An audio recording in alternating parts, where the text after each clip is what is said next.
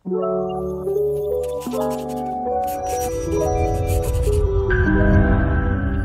Sobat BMV, pecinta kitab suci. Selamat berjumpa dengan kami dari tim Seksi Kitab Suci Paroki BMV Katedral Bogor. Saya Kakak Stefanus Agung. Saya Kakak Maria Martini. Dalam rangka Bulan Kitab Suci Nasional tahun 2023, kami berdua akan mengobrol serius tapi santai seputar BKSN, khususnya pertemuan ke-1. Sobat BMV pecinta kitab suci, supaya obrolan kita enak, berdoa dulu yuk.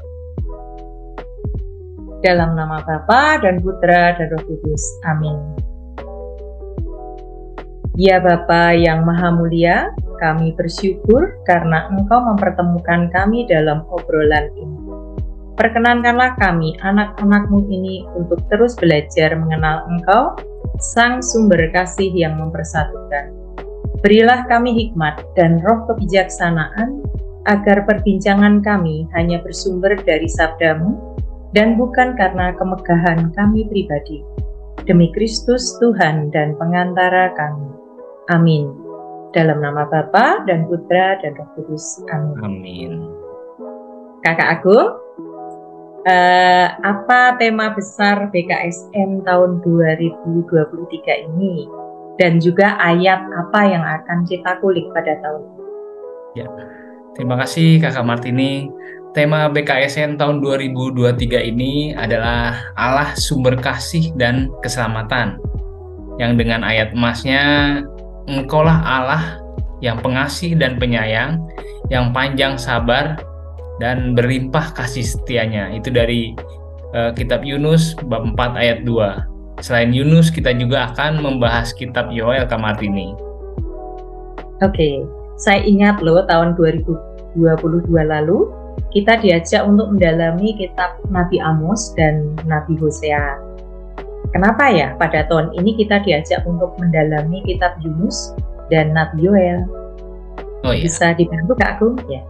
Ya, iya, waktu tahun 2022 memang benar ya kita mendalami kitab Nabi Amos dan Hosea, di mana pada waktu itu kita diajak untuk mengenal Allah sebagai sumber harapan hidup baru. Nah, di tahun 2023 ini, kita itu diajak merenungkan kembali sosok Allah Sang Pencipta. Di BKSN tahun ini, kita bersama dengan pendalaman bacaan Nabi Yunus dan Nabi Yoel, terus kemudian kita diajak untuk merenungkan tadi Allah Sumber Kasih dan Keselamatan. Nah, sekarang saya juga mau tanya nih Kak Martini, untuk pertemuan ke-1 ini, topiknya dan latar belakangnya apa ya, biar pencinta kitab suci ini jelas dikaitkan dengan perikop bahasan apa juga. Baiklah, untuk topik 1 BKSN tahun ini Kak Agung, kita mengambil tema kasih Allah menggerakkan evangelisasi diri. Perikop bahasan itu terfokus pada kitab Yunus bab 1 ayat 1 sampai dengan 17. Saya yakin banyak orang, baik dari anak-anak sampai yang sudah dewasa, pasti tahu, apalagi Sobat BMP pecinta kitab suci, bahwa Nabi Yunus itu adalah nabi yang hidup di dalam perut ikan selama beberapa hari. Kalau nggak salah selama 3 hari 3 malam. Atau dikenal juga sebagai nabi yang mempertobatkan kota Niniwe. Kalau kita baca kitab Yunus ayat 1, kemudian bab 1 ayat 1 sampai 17, terus dihubungkan dengan masa pandemi, berlanjut dengan masa pasca pandemi COVID-19 ini, ada kemiripan. Saya melihatnya situasi Yunus pada saat itu mengalami kerapuhan atau mudah kecewa. Dan di saat ini pun banyak umat yang merasa gampang kecewa atau gampang tersakiti, dan gampang apalagi ya kira-kira Kak Agung? Mungkin gampang patah semangat, malah mungkin masih mempertanyakan di mana Tuhan saat ini ya. Ya, betul. Yunus juga sempat ragu. apa iya ya saya sebagai bangsa Israel, umat pilihan Allah, kok harus mempertobatkan Niniwe yang pada zaman itu adalah bangsa kafir atau musuh bangsa Israel. Ya, di sini Nabi Yunus rapuh. Kalau zaman sekarang juga kelihatan kemiripannya ya, yang mirip-mirip begitulah. Kelihatannya misalnya seseorang itu pekerjaan sukses, dalam kehidupan juga sukses, dalam pelayanan juga sukses. Tapi kadang di balik semuanya itu ada kerapuhan dalam dirinya. Mungkin itu karena kekecewaan pada keluarga atau justru bermasalah sama keluarga karena adanya pandemik yang berkepanjangan ini. Hmm. Begitu? Wah, benar sekali ya Kakak Martini ya. Dalam pertemuan ke-1 ini berarti kita akan belajar dari pergumulan Yunus bergumul dengan pikirannya sendiri. Kalau musuh seperti Niniwe itu harus dihancurkan atau dimusnahkan, akhirnya Yunus nanti mengakui kasih dan merasakan kasih Allah ya. Saya penasaran dengan kerapuhan dari Nabi Yunus. Kalau menurut Kakak Agung, kerapuhan Yunus itu di bagian mana? Coba. Oh, ya ya ya. Selain yang tadi Kak Martini ceritakan pikiran Yunus ya, boleh Sobat BMV dan pencinta kitab suci buka bacaannya ya. Kalau kita lihat bahwa kerapuhan yang pertama itu ketika Yunus disuruh ke Niniwe, malah menolak perintah Tuhan. Dia pergi ke arah berlawanan yaitu ke Tarsis. Bisa dibilang Yunus itu menjauh dari Tuhan. Kerapuhan berikutnya saat badai menerjang kapal yang ditumpangi Yunus. Karena Yunus malah tidur nyenyak terus lari dari kenyataan, tidak peduli sama keselamatan orang lain. Begitu kalau Kakak Martini mungkin ada yang lainnya? Ya, mungkin bisa terjadi pada diri kita sendiri. Mungkin kita tahu, misalnya kita dipanggil untuk membantu sesama. Mungkin tetangga, mungkin teman kita sendiri, atau bahkan kadang keluarga kita sendiri. Kadang-kadang kita justru lari dan sembunyi, pura-pura tidak tahu. Kita jadi orang yang mungkin jadi orang yang cuek dengan keadaan dan tidak peduli. Begitu, Kak Agung. Iya. Berarti tadi mengenai kerapuhan diri ya, yang saya yakin juga Kakak Martini kan sudah baca buku BKSN nih pertemuan ke-1. Kita sama-sama sudah ikut sosialisasi. Nah, menurut Kakak Martini maksud evangelisasi diri itu apa ya? Yang bisa bantu jelaskan? Baik, Kak Agung.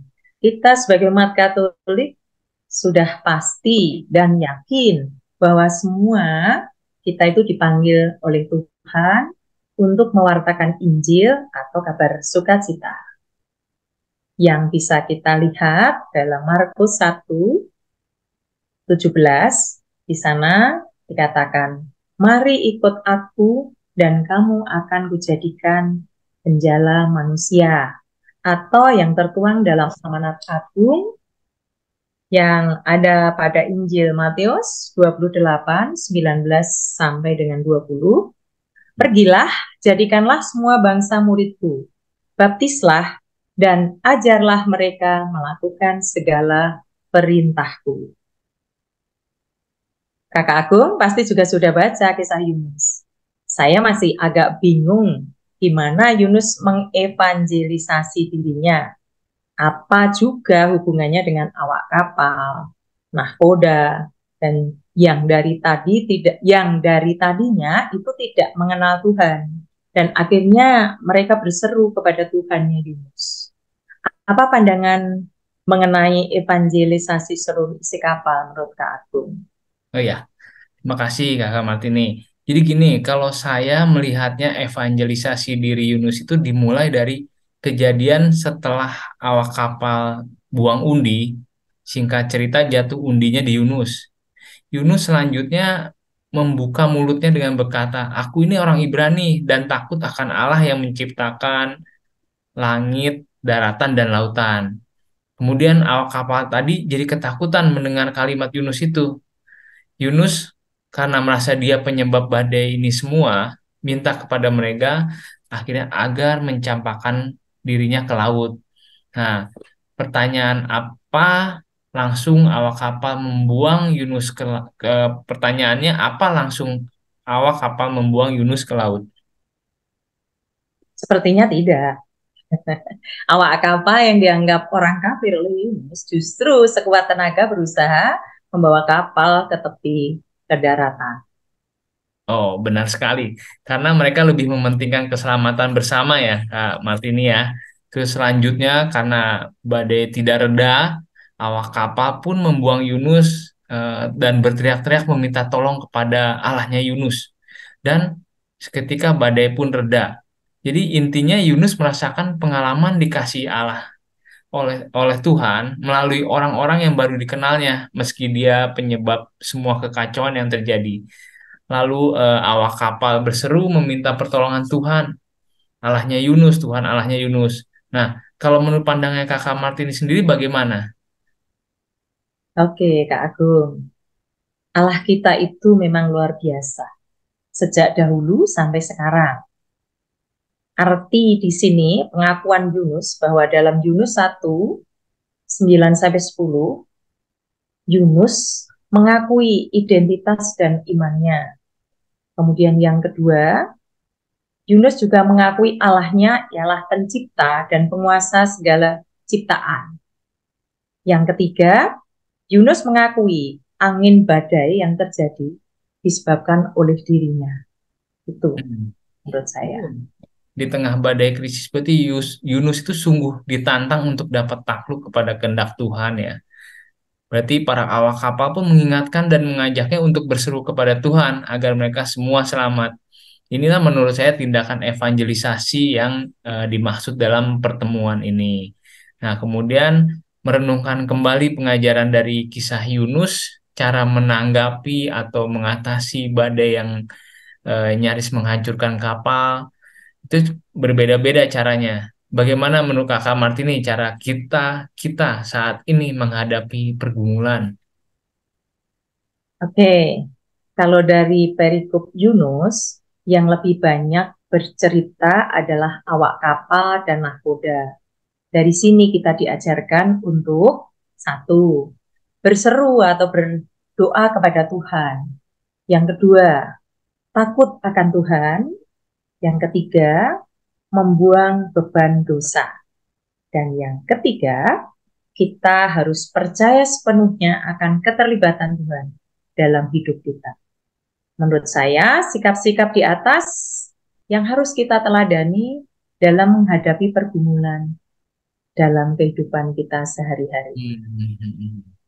Kak Agung, setelah kita ngobrol-ngobrol ini, apa sih sebenarnya tujuan dari pertemuan ke-1? Jika dikaitkan dengan bacaan Yunus 1:1-17.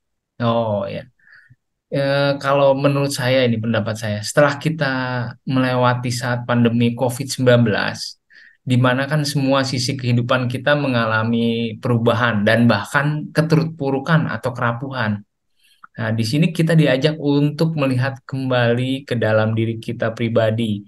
Ini yang dimaksud evangelisasi diri. Terus kemudian kita ditantang untuk masuk dalam pengalaman dan mengakui Allah yang penuh kasih dan pengampunan.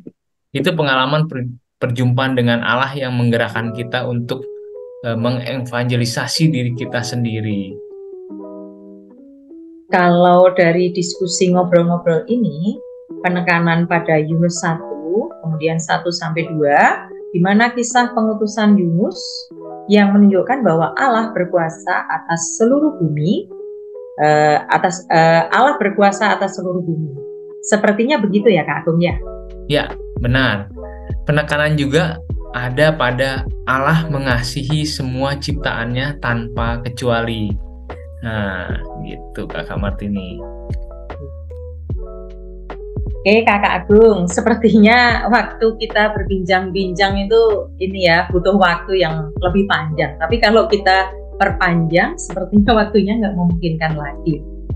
Saya berharap sih dari obrolan kita ini dapat memberikan semangat kepada Sobat BMP dan juga pecinta kitab suci dimanapun berada.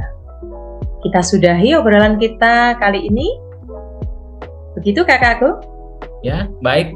Oke, untuk itu Kak Agung boleh tutup dengan doa ya? Iya, Ya. baik kalau itu Bu Kakak Martini. Mari kita berdoa untuk menutup pertemuan pertama ini.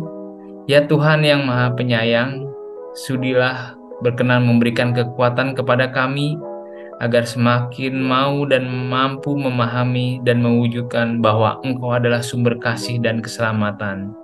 Dalam nama Bapa dan Putra dan Roh Kudus. Amin. Amin. Makasih Kak Agung. Terima kasih Kakak Martini.